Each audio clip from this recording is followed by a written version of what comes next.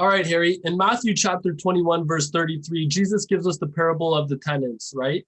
So how can we apply this to the Easter season, or what does this generally mean anyways? Yeah. Okay. So this is a parable Jesus told in all three Gospels, Matthew, Mark, and Luke, the first three, and was told right of only days before the crucifixion in the last week of Jesus' journey, and it's a parable about some farmer that built his vineyard and he rented it out to tenants, and then he, after when harvest time came, he wanted his rent. And so he sent his servants out to collect the rent. Some were stoned, some were abused, some were killed, and they weren't paying the rent. So then he sent his son, and he says, that'll work. And what happened? They killed his son. And so the answer is, what is the farmer, what's he going to do about these tenants? Well, the answer is he's going to destroy the tenants and rent it out to appropriate people.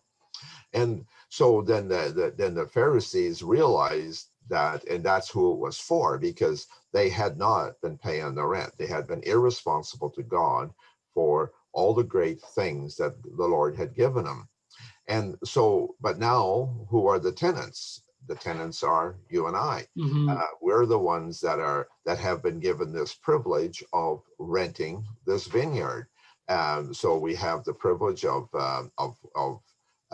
working the vineyard and so on. So the message is for today, and we are as we think of Easter, we have to realize that we also have to be paying rent. This is not a free ride. Wait, one sec. When you say paying rent, though, what do you mean by that? Because wouldn't you want to say that grace is involved in that, and we're deserving of grace? Like a lot of people would say that too, right?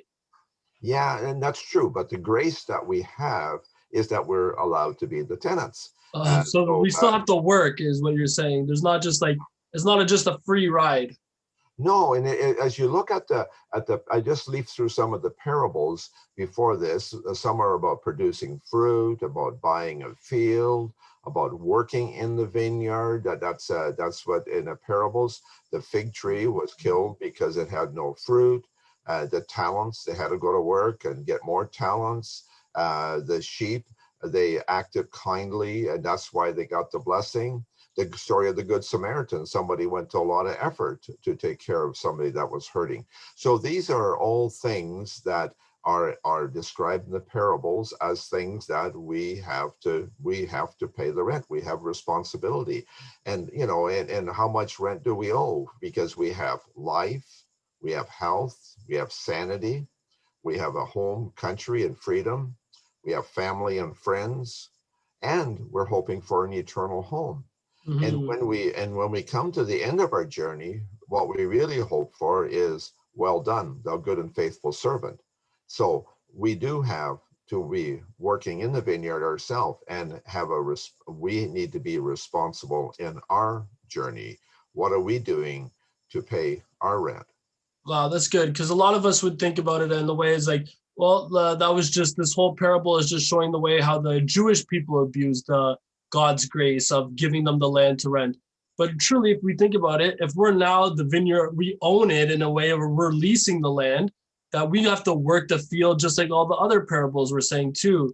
So that I Yeah. think that's a good way of putting it. Yeah, because there's always, like Jesus constantly talked about, abiding in the vine so that we can produce a bountiful harvest. We are to be, and that is what we will do. If we are in the Lord and Jesus lives in us, we are going to demonstrate an enthusiasm for him and for the community and for reaching others and to be a blessing to those around us. Awesome. I agree with that. Thanks, Harry. Thank you.